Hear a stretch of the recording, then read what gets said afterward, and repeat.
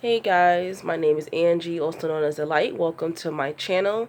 Like, subscribe, or if you'd like to make a donation, my PayPal information will be in my description box.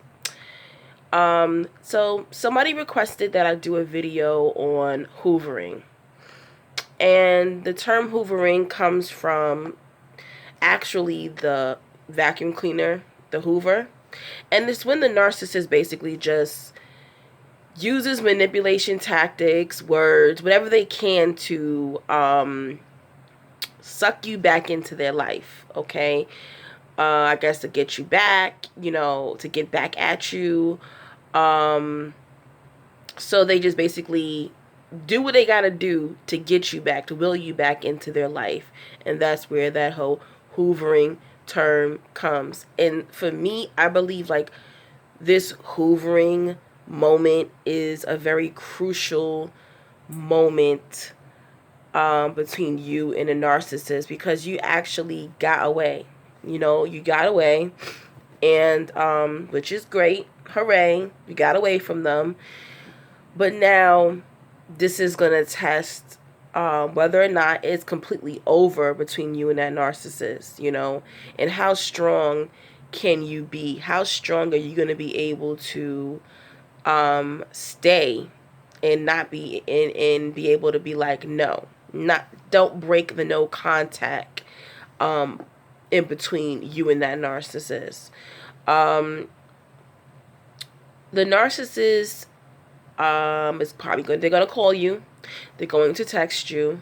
They're going to use anything and everything because they've studied you. They know your dislikes. They know your they know your weaknesses. They know your needs and your wants. They may call you or text you and say, you can come over for the holiday. I'll give you money. Can I take you out? I'll pay your rent. Anything. Or they'll use something that you've always wanted from them to get you back in. Okay? They may even fake an apology. I'm sorry I did X, Y, and Z. And all this time, all of this, back and forth with them, the arguing, the fighting, the disrespect, they've never apologized to you. So at this moment, you may actually hear a narcissist break down and give you this fake apology. There's never any emotions behind that apology. They're just saying, I'm sorry, to get you back in. Okay? I remember when my narcissistic ex-best friend, I always said, I want you to go to therapy. I want us to go to therapy because I think you have issues from your childhood. At the time, I did not know he was a narcissist. And I really wanted to go to therapy because I wanted to find out what the hell was wrong with him, And I felt like our friendship was very toxic and violent and, just abusive. And me being the fixer, me being an empath, me being this genuine person who always, has hope and is always looking for, the good in people, even in evil people at the time, I would do that. He used at the end, oh, let's go to therapy together. So we've been friends for like almost 8 years. And he waits until he knows I'm basically done with his ass to say, can we go to therapy? Oh, I really feel like you're my soulmate. I want to change. I want to go to church. I want to get baptized. He used all these different tactics. Now, if I was weak, I would have been like, oh my gosh, you really want to go to therapy? Let's do it. And a lot of times a narcissist will say things just to will you in. They're not going to really do it. They're not really going to be going to therapy. They're really not going to marry you. Well, some of them will probably marry you. But a lot of the times, they're just calling bluff. They're not really going to do what they say they're going to do. I had one covert narcissist I dated for 6 months. I asked him, like, do you want to be with me? Do you want to continue this relationship? And he was like, no. And I was on the phone with him. I said, okay, well, have a nice life. And I hung up. And then he called me, was just like, how could you just hang up like that? How could you not fight for me when you know that I love you? Keep in mind, me and him have dated for this whole entire 6 months. This guy has never said I love you. This guy had never even said I deeply care for you. He waited until I was basically getting rid of him. I was disposing him. What he wanted to do, he wanted to dispose me. The narcissist has to have the last laugh. They got to have the last word. They have to discard you. So he willed me in by saying, I love you. Let's work it out. Nah, let me tell you, his birthday was like the following month. And he probably had no one to take him out for his birthday. So me being stupid and me loving him and all that stuff, I ended up taking him out for his birthday. After his birthday was over, he was just like, you know what? I really don't think this relationship is going to work. And he dumped me. Okay, so this is what they'll do. I'm sorry to break it to you. You aren't special. You're not special to the narcissist. All you are in a narcissist's mind is property. You are trained property. Kind of like, I don't want to say it, like a dog. Okay? They trained you. They've watched your behavior. They know what makes you happy, what makes you sad. They know what buttons to push, when they push too hard. They know all this about you. So they've been watching you all these months, all these weeks, all these years. And they basically have trained you to be their little helper. Okay, they've just been using you for whatever supply it is, whether it's sex, whether it's money, whether it's food, whether it's time, whether it's you being their emotional punching bag, whatever it may be. And if they don't have your replacement yet, okay, they're going to will you back in through hoovering, okay? And a lot of times, they say it takes 7 times for you to actually leave that narcissist. With my ex-narc best friend, I think I was like maybe over 7 times. It was one time him and I didn't talk for 9 months. Why did I even give him another chance? I really couldn't tell you, because people really think like after a couple of months or after a couple of years people change. No, the narcissists do not change. It's an ice cream truck. I know. It's like 40 degrees in New York and it's a freaking ice cream truck is out, okay? It's insane. Anyway, excuse me. I'm still fighting this cold. Okay, so I don't even care the narcissist hits you up and offers you $1 million. It's a setup. Do not accept. Do not break contact. Do not break that no contact with the narcissist, okay? If you work with the narcissist, or even if you live with the narcissist, or you have children with the narcissist, if you're at work with the narcissist, there's a way to be cordial and dismissive at the same time, okay? You can say, if they say, oh, do you need a pen? No, thank you. And keep focus on your work. Do you want to go out to lunch? No, thank you. I ate already. Knock them off. Knock it off. Every time they ask you something, knock it off. Say no. I do not care if it's your favorite meal. I don't care what they're offering you. No, thank you.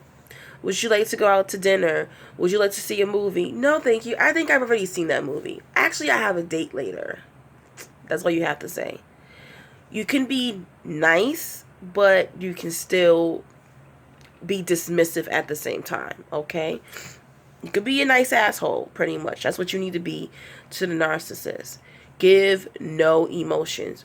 Being that narcissist is a Jezebel spirit, the Jezebel spirit is a dark spirit, okay? Dark spirits aren't human, okay? This is a spirit that is operating in a human body. Okay, so what does that mean? They do not have normal human emotions. This is why they lack empathy. They cannot feel for anyone else. So with that being said, they cannot read your mind. Even if you're sitting there and you're like, oh my God, I really love this person.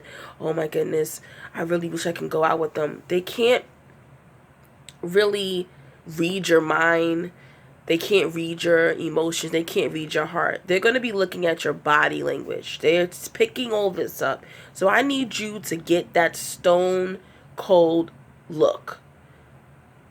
Show no reaction. Show no emotion, because remember, they had been studying you all these months, all these years, all these weeks. They've been studying you and your reactions to certain things. Okay? So basically, when it comes to hoovering, you can't show any emotion. You can't show any reaction, whether it's good or negative. Do not show any reaction at all. A lot of people get sucked in at this moment, and it's okay. I've been sucked in many times, many times, from narcissists, and I'm gonna be real with you. Every time I went back after the hoovering, the relationship got worse. Okay, they became more degrading. They became more angry and more evil, and just like in the Bible when it says, when you get rid of that spirit and it returns, what is it, 7 times 7,000? And that's how the narcissist works. So when you get rid of that spirit and you let that spirit return back to you, it returns even stronger than when it left. Okay? And in every relationship, whether it was a friendship or whether it was a romantic relationship, for me, every time I let them enter my life again, it got worse. Okay? They put me through. You got to also know that when you cut them off and then they hoover you back in, they have to punish you. It's like, oh, you thought she was going to get away. It's not like, oh, yay, they're happy they that you're letting them back in. No. Yeah, I got back in, but now I have to train you all over again. I have to punish you for thinking that you was going to leave me. So this is what they do. And a lot of times they can hoover you back in, and then they'll hang with you for a little while. It'll seem like things are cool. And maybe a week or two later, it doesn't even take that long for them to switch up. For me, it was always like a week or two. A week or two later, they back on that bullshit. And even stronger, they'll do something to belittle you. And you're sitting there like, I thought that we were good.